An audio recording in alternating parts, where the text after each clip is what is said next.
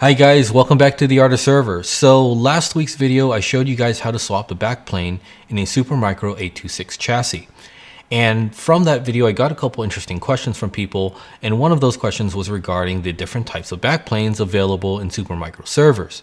So in today's video, I'm going to introduce you to the different types of backplanes and help you understand what the pros and cons are of each type. So in case you are shopping for a Supermicro server, or perhaps you already have one, but you're not too happy with the backplane you currently have, and you want to know what type of backplanes are available and which one you should get, you'll want to check out the rest of this video. Alright, so before we get started, do me a favor and smash that like button for the YouTube algorithm so more people can benefit from the information I'm about to share with you. Also, if you're new to this channel and you like building your own servers, especially with Supermicro stuff, consider subscribing to the channel and hit that notification bell so you don't miss my next video. Alright, let's get into it. So Supermicro servers tend to have three types of backplanes. And I know there's four of them in front of you right now, but two of them are very similar, so we'll get into, I kind of consider those part of the same group. But there are three major groups of backplanes. And obviously there's differences in the chassis in terms of how many drive bays there are and what type of drive bays, but that's not what I'm talking about. I'm talking about the kind of the connectivity type of the backplane. And so you might hear from other people who are talking about Supermicro servers that there are A backplanes, TQ backplanes, and EL backplanes. All right, so those are the three major categories of backplanes. So let's start with one, the TQ. So the TQ backplane is like this one right here. As you can see, well, first let me show you that this is actually a TQ backplane. Let's see, right there. Okay, so you can see it says SAS 836 TQ, right? So this comes from a Supermicro 836 chassis, and this is a TQ backplane. And the TQ backplane is a direct attach backplane. So this has 16 drive bays. As you can see, there are 16 SAS connectors on the front side of the backplane. And on the back side, there are individual SATA connectors for each of those SAS connectors. So yes, they are SATA connectors, but the signal transmission is the same. And so you can transmit SAS signals over SATA ports. Okay, so every one of the connectors on the front side has its own connection on the back side. And so this requires that you connect every port of this backplane to an individual connector. And so one of the primary drawbacks of this type of backplane is that you're going to have a lot of cables and probably need to do some cable management if you want things to be a little bit neater. So that's the primary drawback of this type of backplane. But the primary advantage of this backplane is that this is typically the cheapest backplane you can get in a Supermicro server, are the TQ backplanes. So if you're looking for a backplane that's really cheap and you're on a tight budget, you probably want to consider a TQ backplane.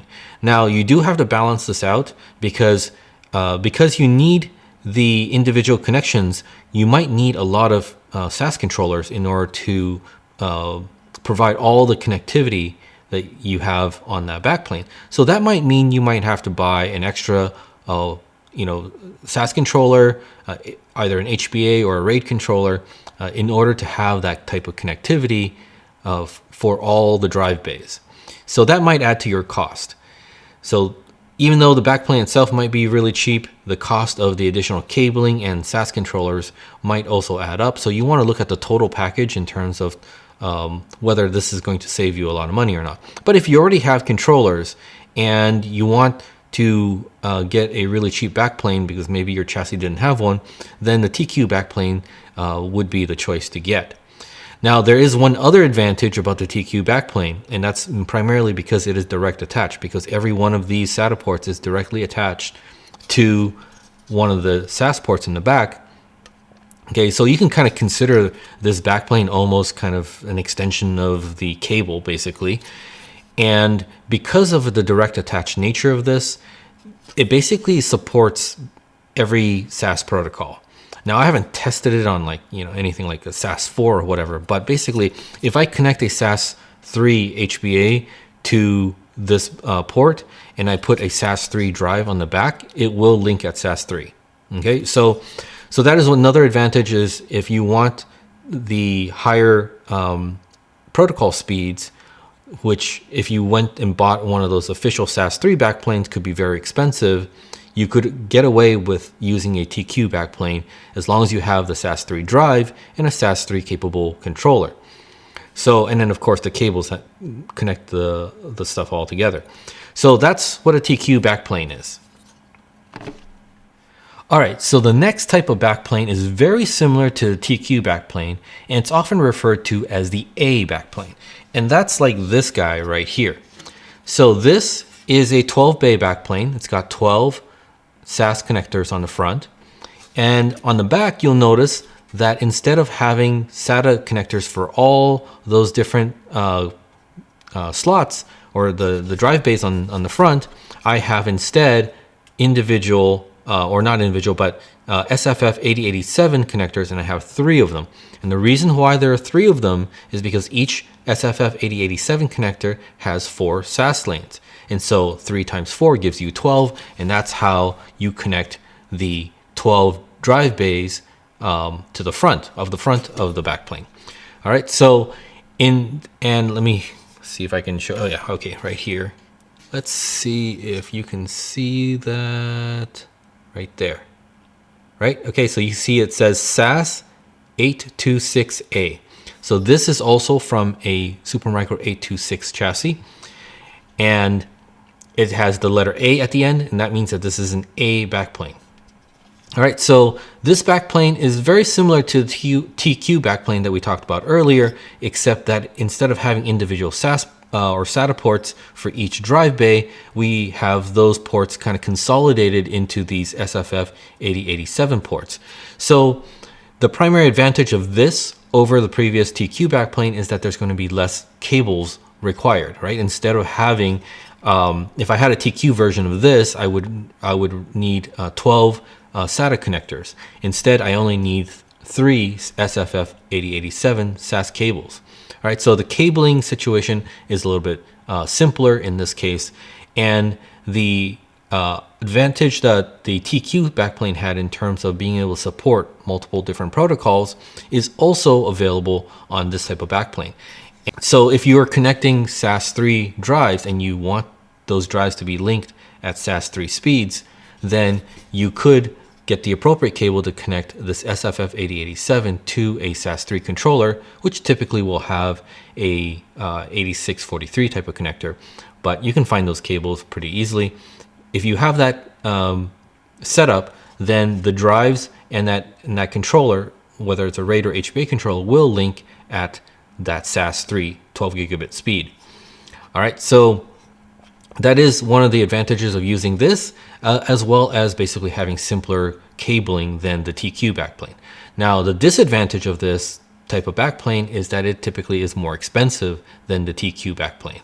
So if you want that direct attached type of connectivity, but you want simplified cables and you're willing to spend a little bit more, then you might consider the A backplane types.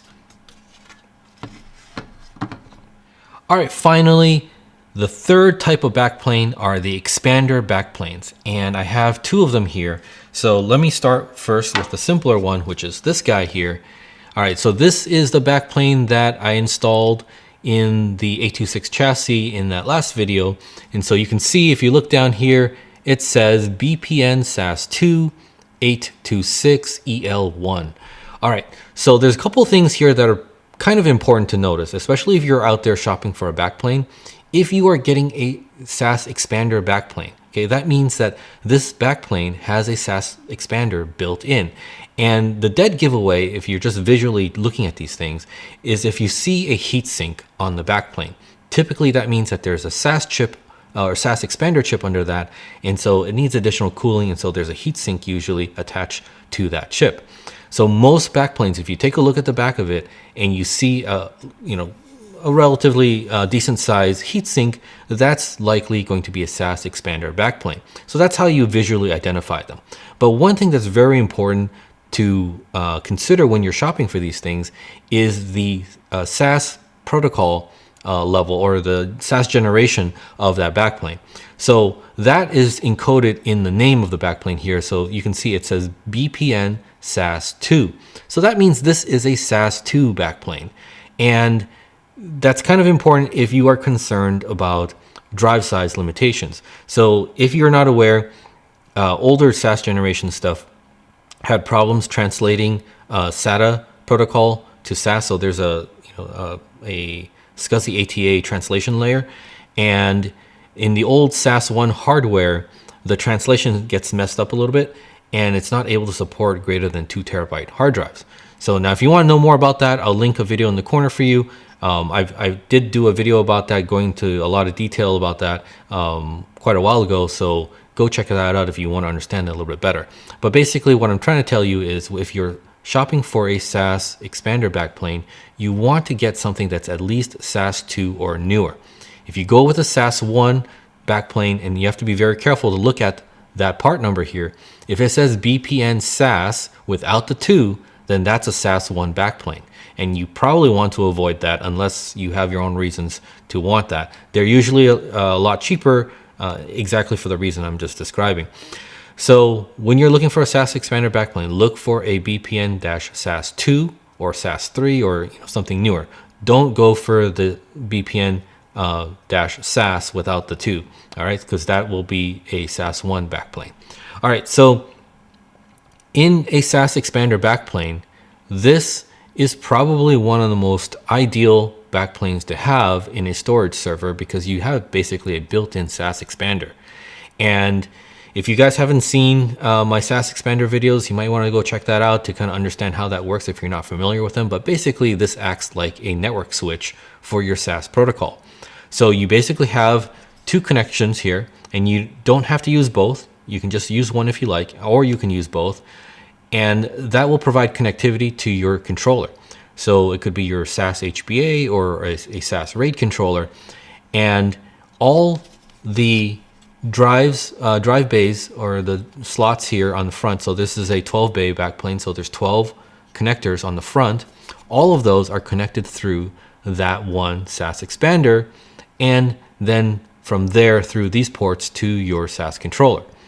So that means you don't really need any more connectivity. All you need is that one connectivity, at least one, possibly 2 if you want more bandwidth, but the connectivity is really simplified in this case because of that SAS expander.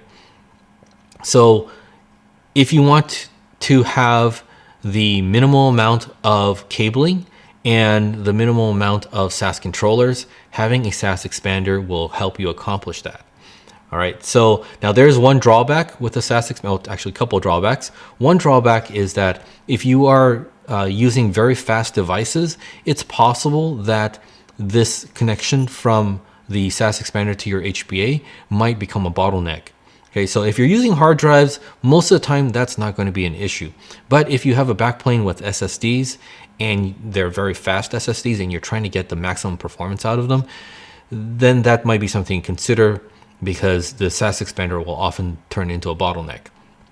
But with hard drives, this is not a problem, and this is from a 3.5-inch drive bay system, so this is primarily used with hard drives, and so this connectivity is just fine.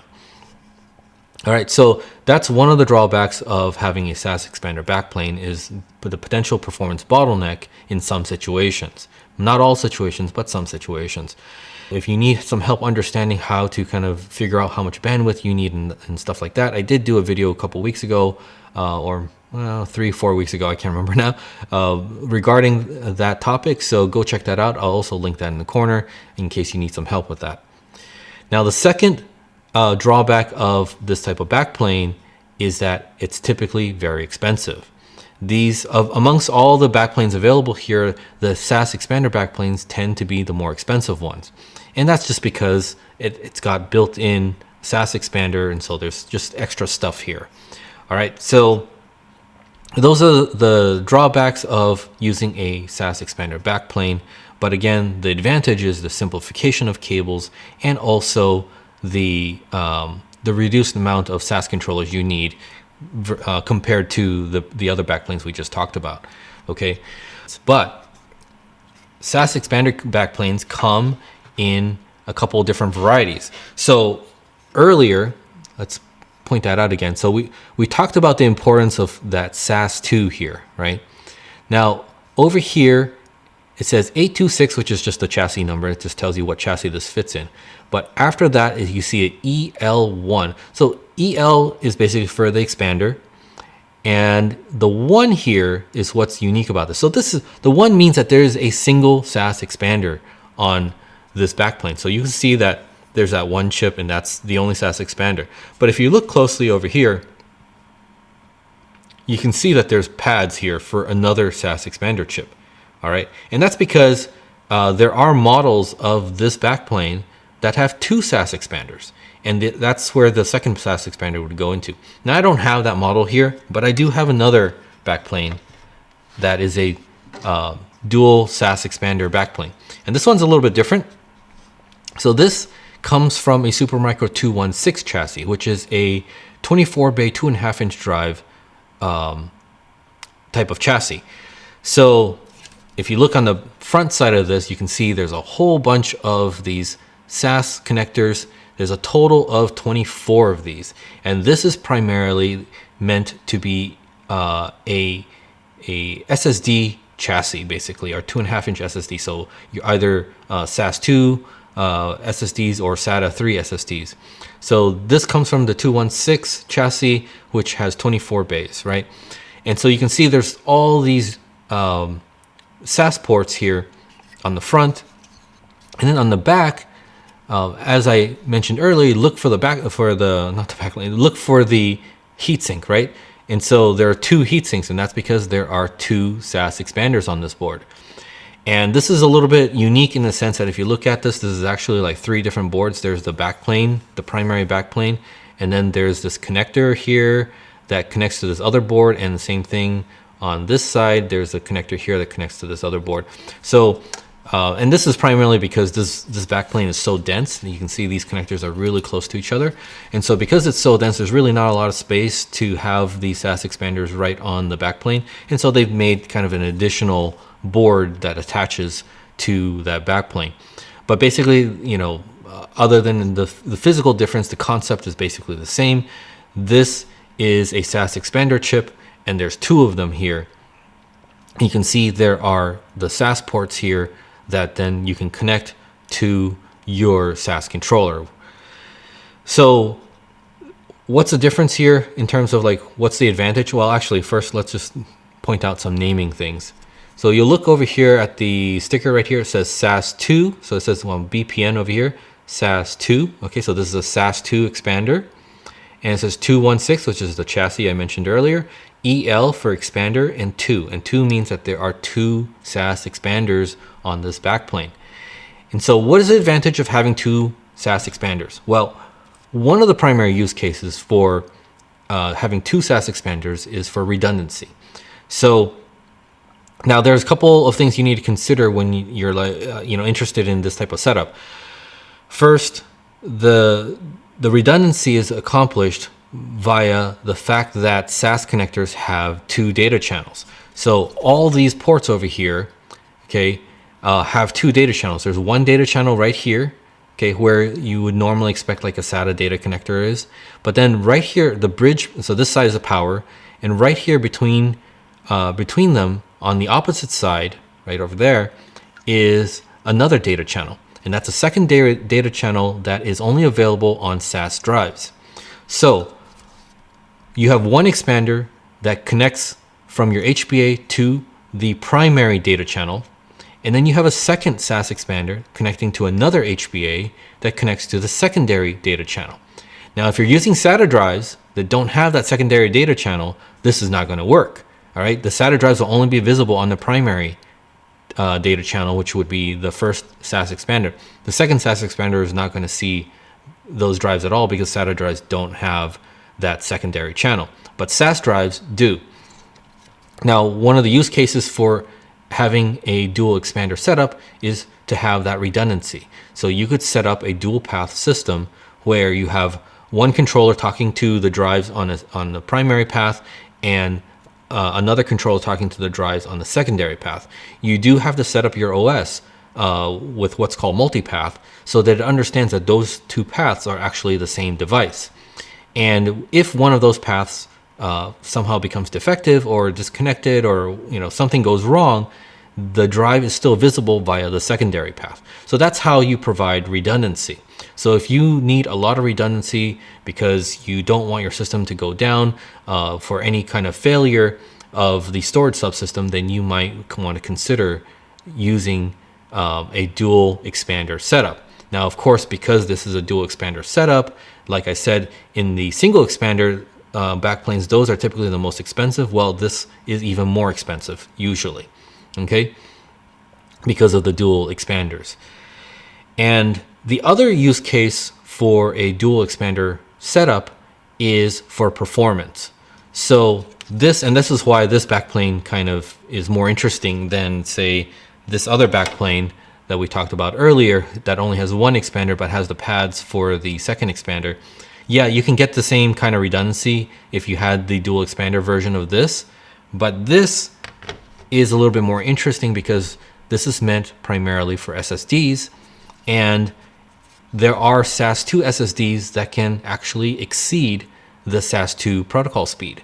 All right, so, and you might think, well, that's kind of weird. SAS2 only allows up to 6 gigabits per second. Why would I want to buy a SAS2 SSD that can, say, do 9 gigabits per second? Well, on a normal backplane with a single expander, you wouldn't be able to actually accomplish what that SSD is claiming that it can do. In order to accomplish the higher throughput to that SSD, you actually need dual SAS expanders, and you need to configure your multipath to basically load balance the IO traffic across both SAS expanders to utilize both of those data channels in order to allow that SSD to transmit at that higher speed. So if you are using some SAS2 hardware and you want to take advantage of its ability to exceed SAS2 speeds, then you need to have a setup like this with a dual SAS expander and have dual controllers and set up the multipathing and load balancing of the IO. All right, so that's what makes this a little bit more interesting. But that said, okay, this is ancient SAS2 technology now. With that said, oftentimes you can actually accomplish the same type of performance or more using SAS3. All right. Now, of course, SAS3 backplanes tend to be a little bit more expensive as well. So you kind of have to balance things out. SAS2 SSDs are a little bit cheaper. You can get some high performance SAS2 SSDs with a backplane like this and kind of get a little bit more performance than you would normally find in a SAS2 storage setup.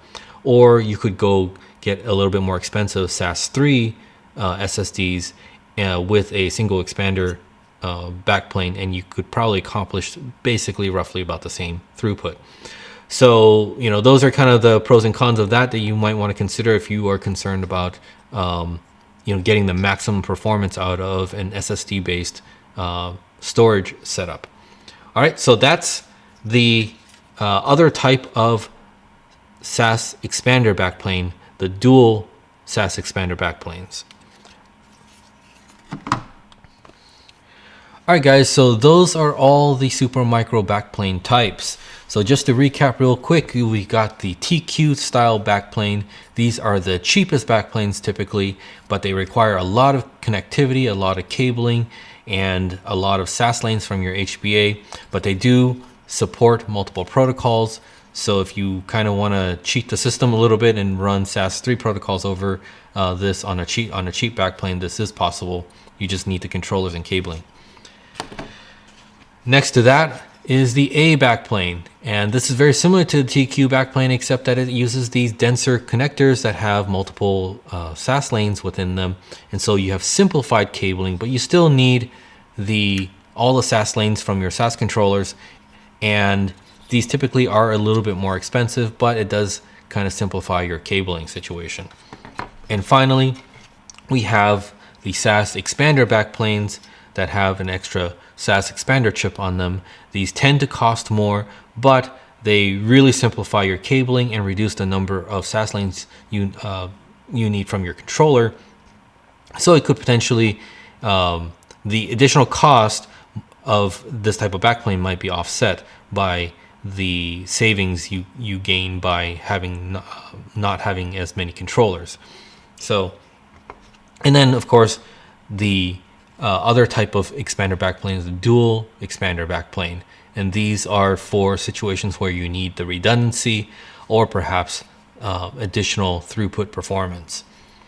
All right, so hopefully this helps you guys out. If you are shopping for a Supermicro chassis, be sure to ask what type of backplane is in it. And again, try to avoid the SAS1 expander backplanes because those typically have limitations and you just kind of don't want those. If you see a really cheap Supermicro chassis, oftentimes it's because it's got one of those SAS1 backplanes. So you want to make sure you ask about that before you make a decision on purchasing a server. And if you need to swap out a backplane, hopefully this helps you understand what type of backplanes are available. And I've made several videos showing how to swap out backplanes in Supermicro servers, including the 826 from a couple weeks ago, and the 836 and 846 chassis. So search on my channel if you need help, or you just want to kind of understand what's involved in swapping out those backplanes. I've got videos that show you the procedure on how to do that. All right guys, that's it for today's video. I hope you found this informative and helpful, and if you did, please smash the like button for me. And if you're new to my channel and you like to build your own servers, especially Supermicro stuff, consider subscribing to the channel.